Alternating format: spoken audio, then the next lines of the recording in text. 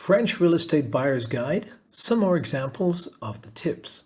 Hello everybody, this is David over at ESRA France, and we are your source for English-speaking French real estate agents in all of France and French real estate information in English.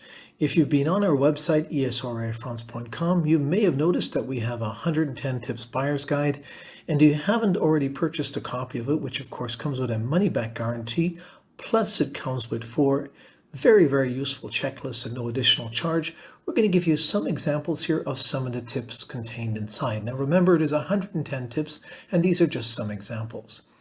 Here's the first example we'd like to share with you. Why not shop when other people are not shopping for French real estate?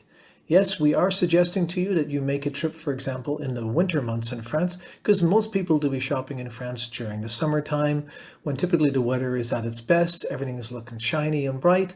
But what if you come in the wintertime? What's the benefit? Well, in the summertime, when everybody's looking at French real estate, more people looking, more competition on the property, potentially will drive up the cost of the property and the purchase price you'll have to make. But if you come in the wintertime, potentially, you'll be able to negotiate with the homeowner and get a better price because there's less purchasers looking at the properties at the time. That's one example of why you would want to consider shopping at a different time for French real estate. Another idea related to this is make sure that you check out a property if you can, or particular areas that you're considering buying French real estate at different times of the year. Maybe where you're considering buying is absolutely wonderful in the summertime, but maybe in the wintertime, it's not the ideal place for you to invest in long term. Now, perhaps you're interested in buying the property and only being there part of the year, but if your ideal is to actually purchase a property that you're going to live there full time, you want to know what the area is like all year round. It might be beautiful and sunny in the summertime, but is it ideal for you in the winter, in the fall, in the spring? A couple of ideas to consider for sure. Also noted in our French Real Estate Buyer's Guide is to be aware of the purchase price of the property outside the actual purchase price itself. Make sure that you've checked around with a French real estate mortgage broker, an English-speaking French real estate mortgage broker we can connect you with if you wish, to check out what it will be like for you to obtain and purchase in France through a mortgage located in a French bank. Another thing to be aware of is that when you're moving money to France, you want to be aware of the impact on the pricing based upon the currency exchange. We do also have English-speaking currency exchange providers that you can talk with and keep in touch with to see if there's going to be an impact on your purchase price based upon the time when you transfer money to France.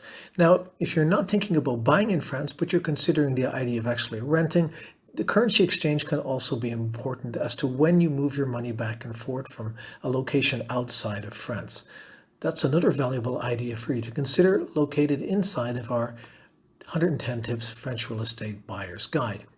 Now, something else you may want to consider as a final note, because we're giving you lots of information here at this moment in time, is what if you actually rent property instead of buying? Of course, we do have a French Real Estate Renter's Guide available for you, which also comes with a number of checklists to help you, because renting could be an initial step that you want to take when you're moving to France, because you may not know where the exact ideal location is for you. Perhaps you're considering the west coast of France by the Atlantic. Maybe that's not the ideal place. And you might think, okay, I can rent in this area for a while, check it out for a period of time, and if it works out ideal, then you purchase a property. Maybe, as we've had people contact us, they've lived in an area, for example, in the middle of France, thought it was ideal originally, and then they've decided that they have to sell their property because they want to move further down south. Well, if they had rented initially, thought about this option, it could have saved them a lot of money in the whole process, potentially. This is David over at ESRA France. We are your source for English-speaking French real estate agents in all of France and French real estate information in English. One of the great sources that we have available to you on our website, of course, is what this whole audiocast is all about, the 110 Tips French Real Estate Buyer's Guide.